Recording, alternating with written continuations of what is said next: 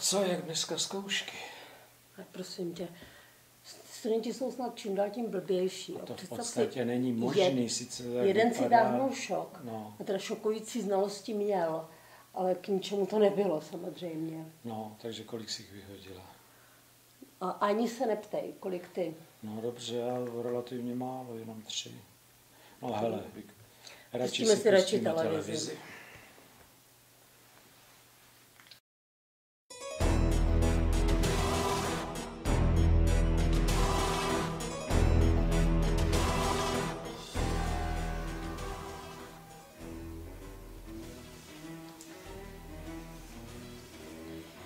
Tak většina lidí se počas studia rozpadne psychicky, ale tento i fyzicky.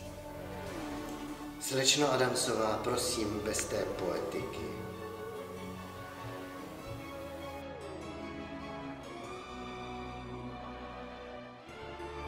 Prepáčte, fascinovala ma jeho hlava. Působí smrtelně prázdně. Jsi v pohodě? Asi omdlím. Výborně, klinická demonstrace synkopy. Slečno Adamsová, prosím o anatomický popis struktur. V poriadku. Tu na hornej končetině vidíme musculus biceps brachii. A tu na dolnej končetině musculus quadriceps femoris, který i tak většina studentů používá jako opěrku pro své učebnice. Ta by pitvala i nás, kdyby mohla. Krásné. Svalová atrofia. Rigidita. Chlad. Připomíná mi to můj první semestr. Slečno Adamsová, to už stačilo. Máte pravdu. Tělo člověka se rozkladá o čase pomalšie jako načení studentů první anatomie. Tak to další se hlásí na praktikum?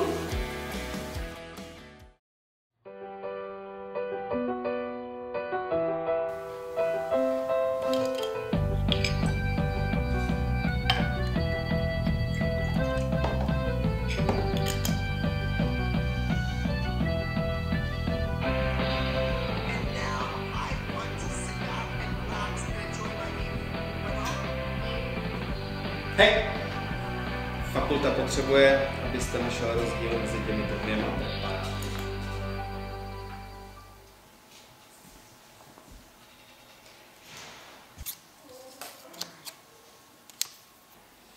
No jasné, už jeden vidím. Je to ten stejný preparát. To byly teda nějaký nový věci, tohle já moc neznám. To já už vůbec ne, prosím tě, tak tam pustíme nějakou klasiku asi radši, ne?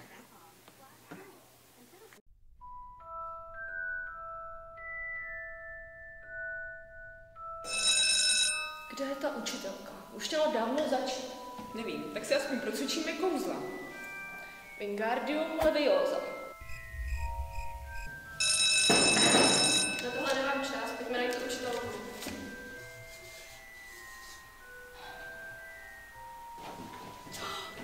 Jste pořád, pojď, profesorko. Počkejte. Co to je? Čím jí to mažete? Pro profesora Hypa z Oskořínku. Oskořínek? Tak kde? Vy nevíte, kde je Oskořínek? Nevím. No přece u Hrubýho Jeseníku. Takže severolovňského kraje? A vy jste blbej. Oskořínek je u Nymburka. A kde je profesor Hyp? To nevím, ale našel jsem to v popelnici. Na to máš mastičky nestačí. Zkus. Leviora, symptomata. No to jste celý vy. To je ta vaše západní medicína. Musíte jít po příčinách, ne po následcích. Já myslím, že to jen předstírá. Když viděla můj test, už se jí nechce učit. Simulatio, revelio.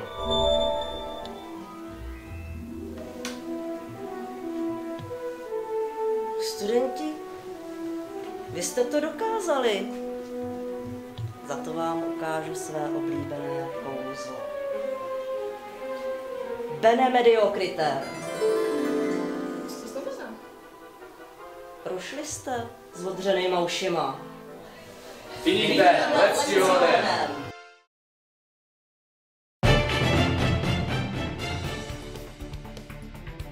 Vážení soutěžící, gratuluji vám, že jste se probojovali do semifinále naší soutěže. Vaším dnešním úkolem bude poměrně jednoduchá věc.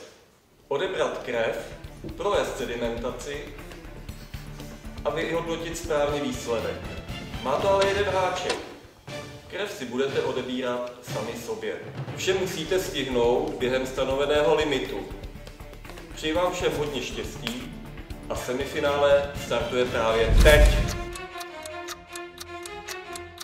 60 vteřin do konce. 30 vteřin do konce.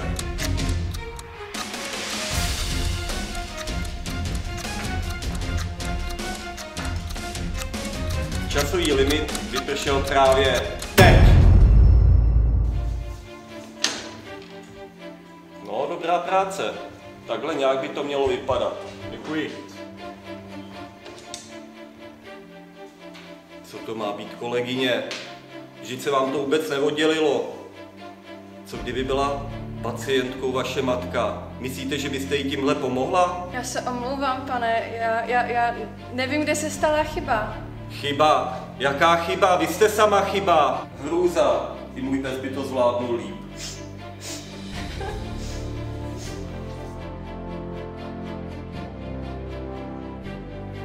Děláte si ze mě legraci, kolego? Snad jsme řekli krev. No, jsem musel nějak zdrcnout. Zdrcnout, jo? Vypadám snad jak idiot.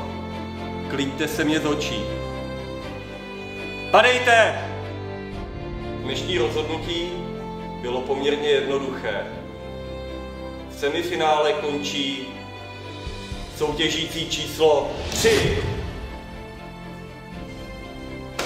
Vám dvou gratuluji, postupujete do finále. No co pak, no, navařili to líp než studenti dneska u zkoušky.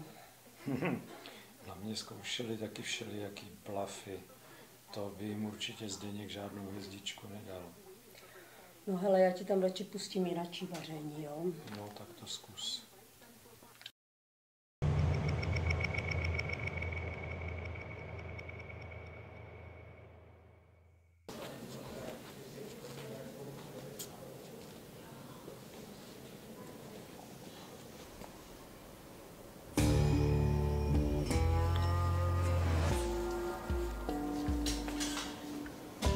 Tohle je krásné. V programu to nebylo, ale musím vás pochválit. Dobrý. Neortodoxní, ale vyšlo. Tak jak to jde, Karole? Čas, zákazník čeká. Nebojte, šéfe, už to balíme.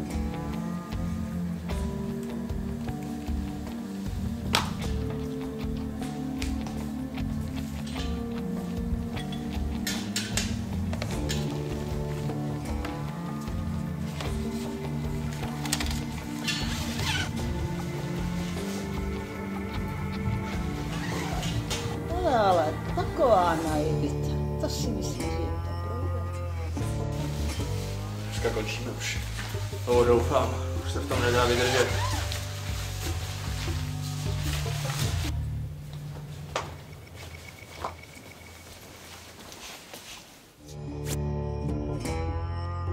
To je vaše, šéfe. Děkuju, no. Jestli si mysleli, že to projde, skončíme.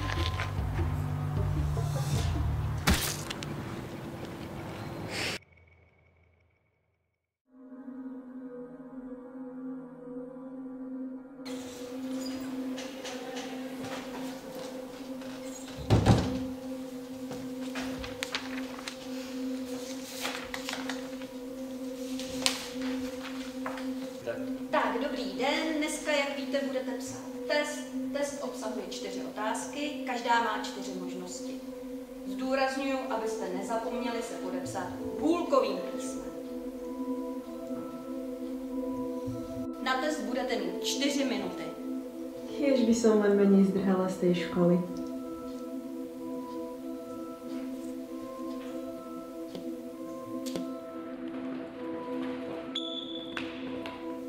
Možná jsme se místo toho piva mohli raději učit.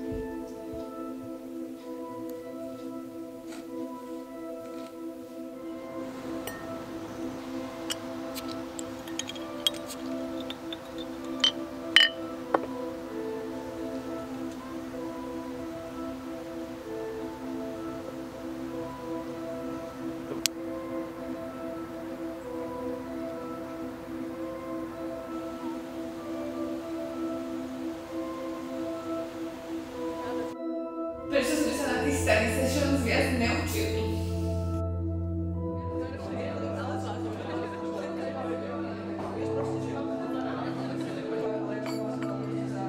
Dokonce vám zbývá 30 sekund. Musím se nadříkat a vyspát až po testě.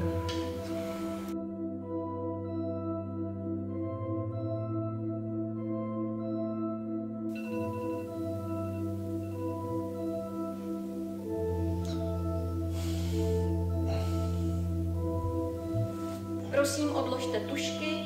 Časový limit vypršel.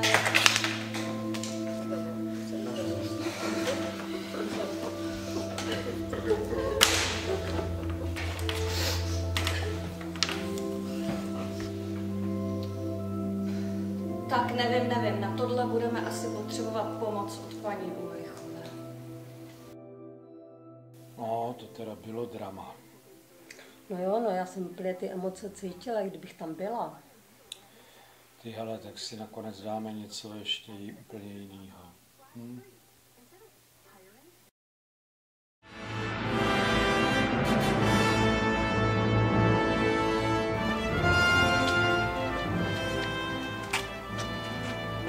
Řekni nádor a vejdi.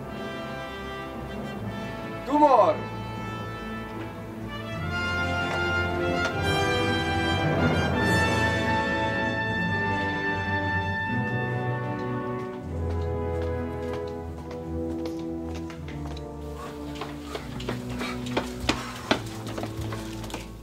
Gandalfe, co je to za ryškoviny? Balrog. Démon z dávných časů. Stíny a plamen. Na něj nestačíme.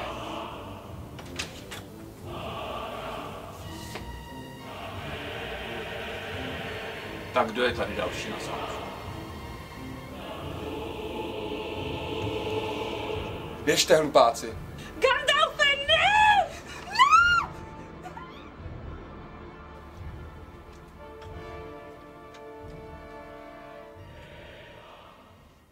Ne!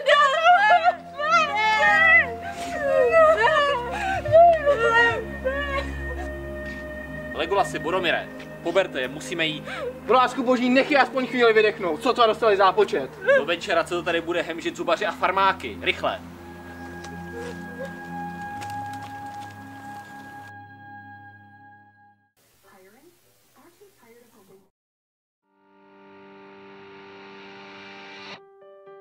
Medici 4. ročníku jsou zajímavá stvoření. Nedokonalá, neskušená. Ale i tak je v nich víc, než se na první pohled zdá. Interna je teď v jejich novým domovem, sledujeme je, vychováváme a zkoušíme. Takže jsem Miroslav Solař a toto je vzkaz všem začínajícím medikům. My klinici jsme tady a čekáme.